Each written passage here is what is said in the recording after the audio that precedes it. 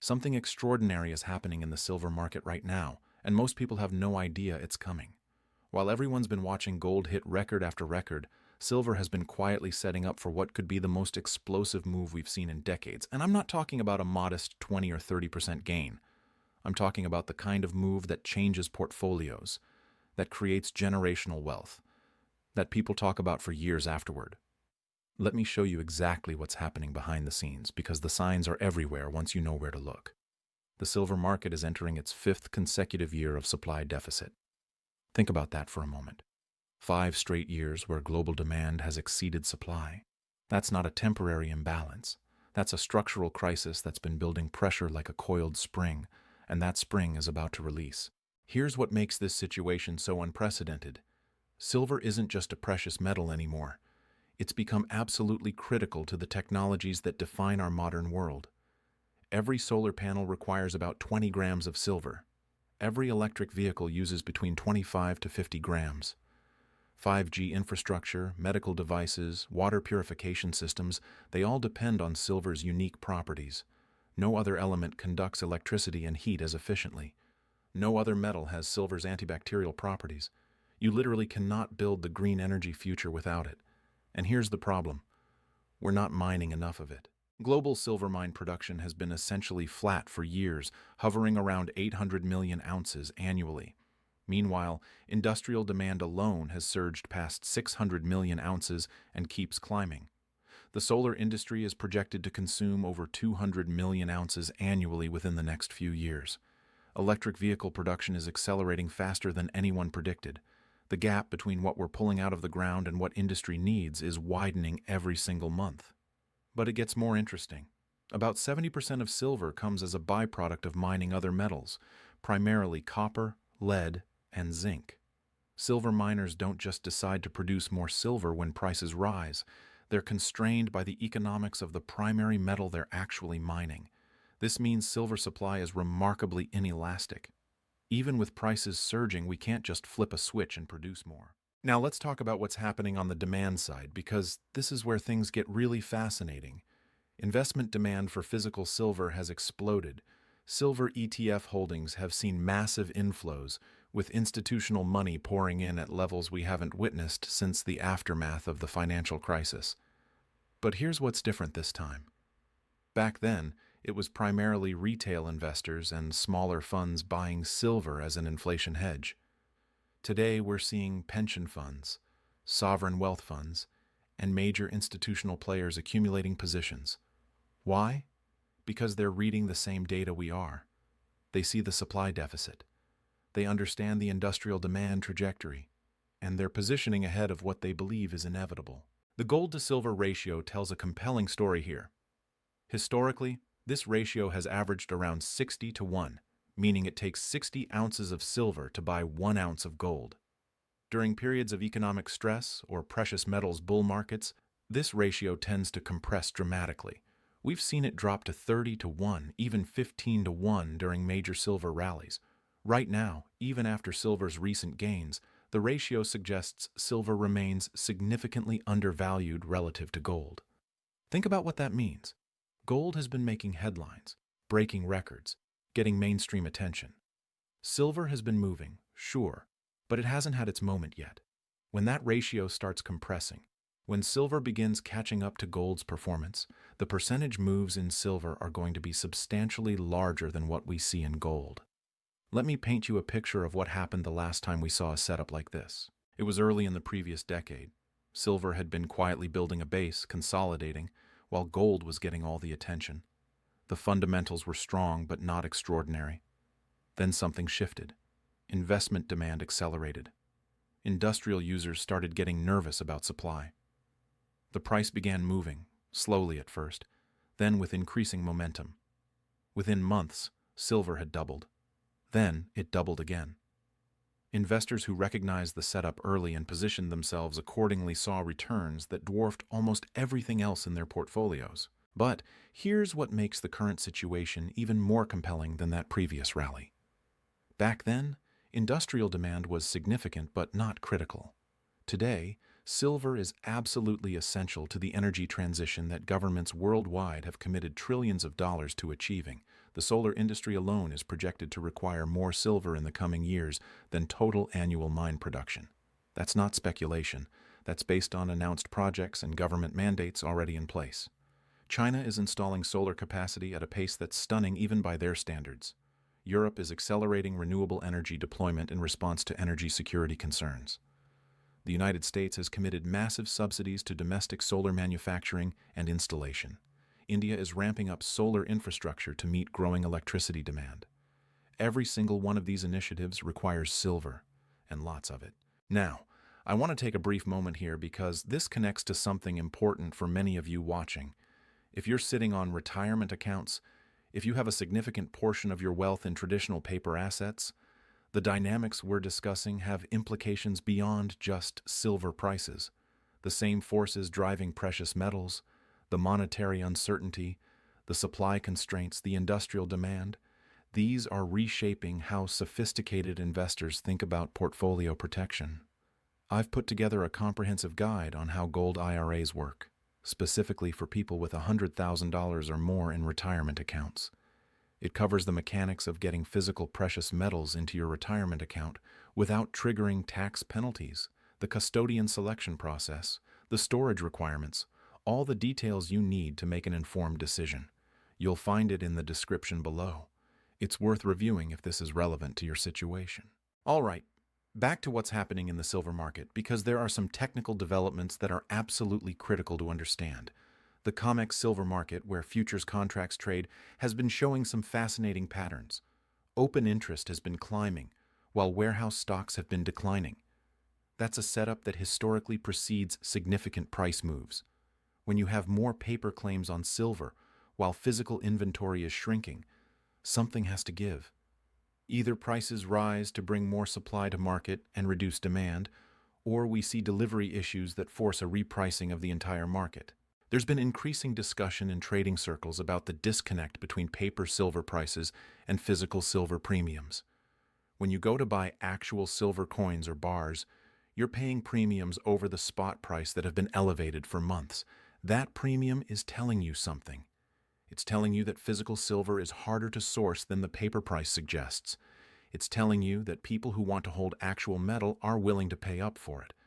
This matters because at some point, that physical market reality has to be reflected in the futures price.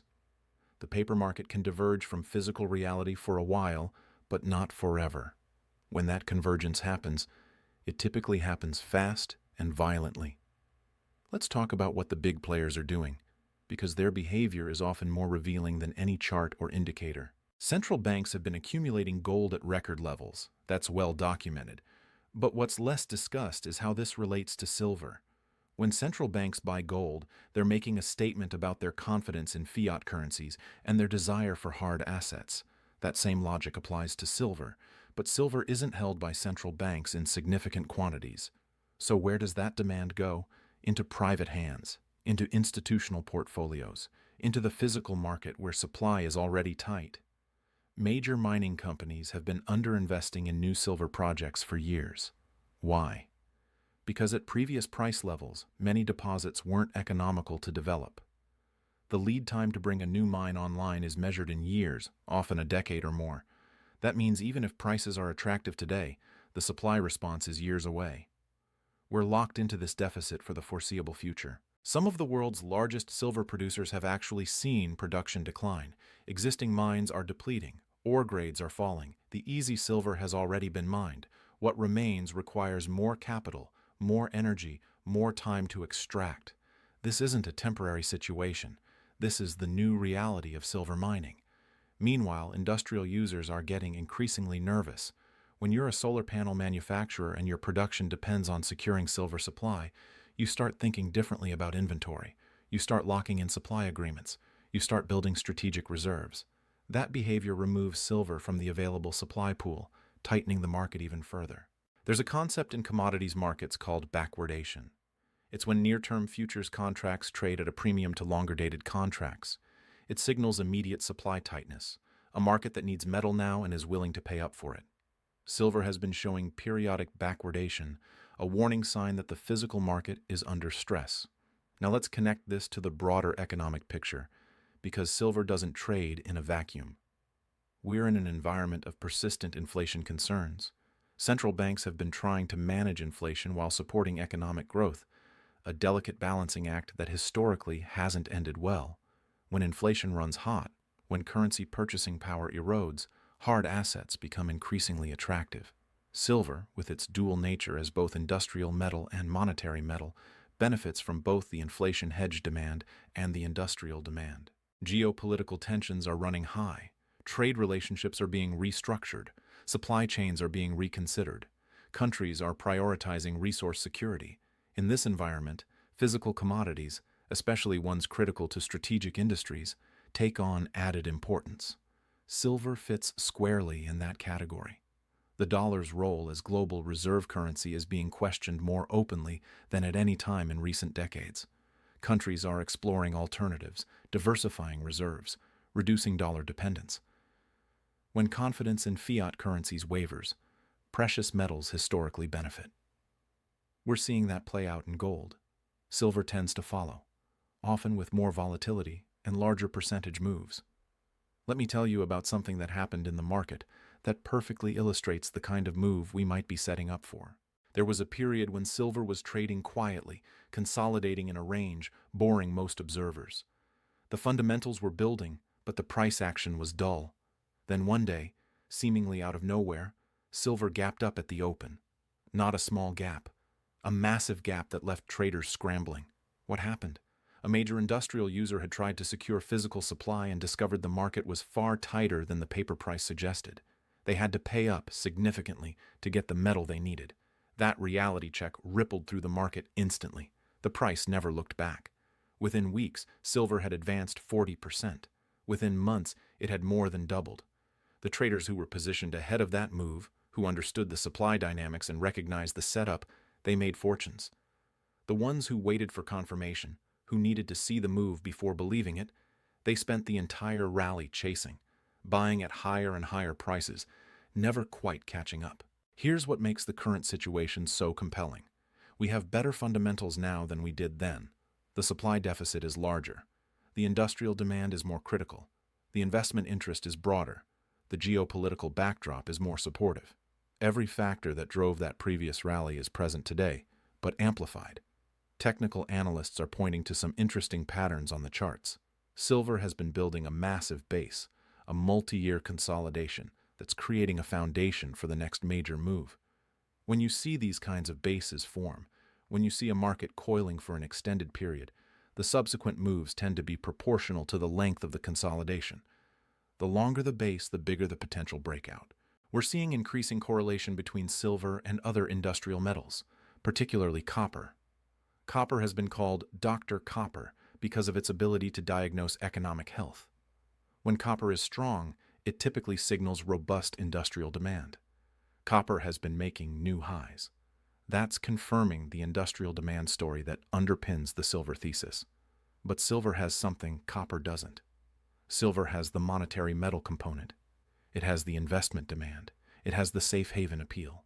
That dual nature means silver can benefit from both economic strength, which drives industrial demand, and economic uncertainty, which drives investment demand. It's positioned to win in multiple scenarios. Let's talk about what could trigger the next major leg higher, because understanding the catalysts helps you position appropriately. A supply disruption at a major mine would immediately tighten an already tight market. Mining operations face constant challenges, from labor issues to technical problems to political instability in producing regions. Any significant disruption would send shockwaves through the market. A major industrial user announcing difficulty securing supply would validate what the physical premiums have been suggesting. If a large solar manufacturer or electronics company publicly states they're struggling to get the silver they need, that would force a market repricing overnight. Continued strength in gold would eventually pull silver higher through the gold-silver ratio dynamic. As that ratio compresses, as silver plays catch-up to gold's performance, the percentage moves in silver would be substantially larger. A shift in investment flows, perhaps triggered by inflation data or currency concerns, could bring a wave of new money into silver ETFs and physical products. We've seen how quickly sentiment can shift in precious metals. When it does, The moves are typically swift and substantial. Regulatory changes around renewable energy or electric vehicles could accelerate the already strong industrial demand trajectory. Government mandates and subsidies have enormous power to reshape markets. Any policy that accelerates the energy transition accelerates silver demand. Here's something that doesn't get discussed enough. The silver market is relatively small compared to other commodities. Total annual silver production is worth maybe $25 billion at current prices. That's tiny compared to oil, copper, or gold. What that means is that relatively modest investment flows can have an outsized impact on price. When institutional money starts moving into silver, when pension funds and sovereign wealth funds allocate even a small percentage of their portfolios, the available supply gets absorbed quickly. We're already seeing signs of this. Silver ETF holdings have been climbing steadily. Mint sales of silver coins have been robust. Dealer inventories have been tight. These are all indicators of strong physical demand meeting constrained supply. The mining industry's response to higher prices has been muted. Yes, some projects that were marginal are now economic, but the big new discoveries, the major new mines that could meaningfully increase supply, those aren't materializing. Exploration budgets were cut during the previous downturn and haven't fully recovered. The pipeline of new projects is thin. What this means is that even if prices rise substantially, the supply response will be limited and delayed. The market will remain tight. The deficit will persist. Prices will need to stay elevated to ration demand and incentivize every possible ounce of production. Think about what that environment means for investors positioned ahead of this move. You're not trying to time a quick spike and get out. You're positioning for a sustained bull market driven by fundamental supply-demand imbalances that can't be quickly resolved.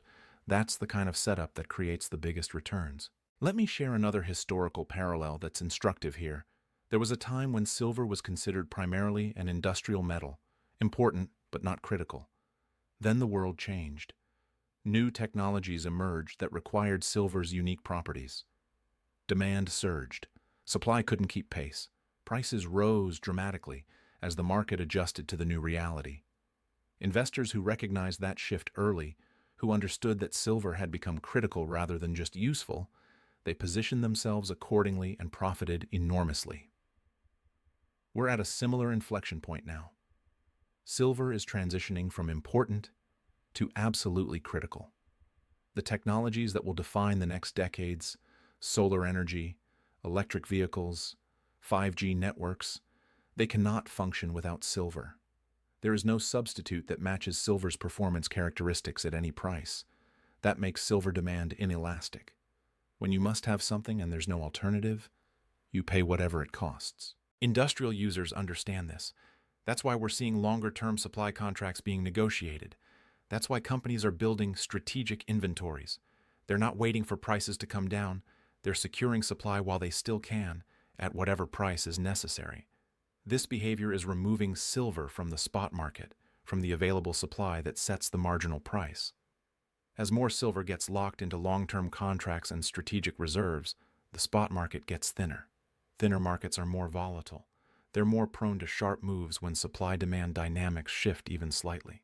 We're also seeing interesting developments in the recycling market. Silver recycling has traditionally provided a significant portion of annual supply. But recycling economics are challenging. It's expensive to recover silver from industrial applications. At previous price levels, much of that silver wasn't economic to recycle. Higher prices make more recycling economic, but there's a lag. The silver has to work through the product life cycle first. Solar panels last 25 years. Electronics get replaced on various cycles. That recycled supply isn't available immediately. What this means is that for the next several years, we're dependent on mine production and above-ground inventories to meet demand. Mine production is constrained. Inventories are declining. The math doesn't work. Something has to give, and that something is price. Now, I want to address something that often comes up when discussing silver. People ask, if the setup is so obvious, why hasn't the price already moved? It's a fair question, and the answer reveals something important about how markets work. Markets don't move on fundamentals alone. They move when fundamentals meet recognition, when enough participants understand and act on the information.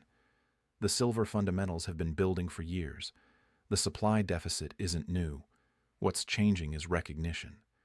More investors are paying attention. More analysts are highlighting the situation. More money is starting to position. There's also the reality of how commodity markets function.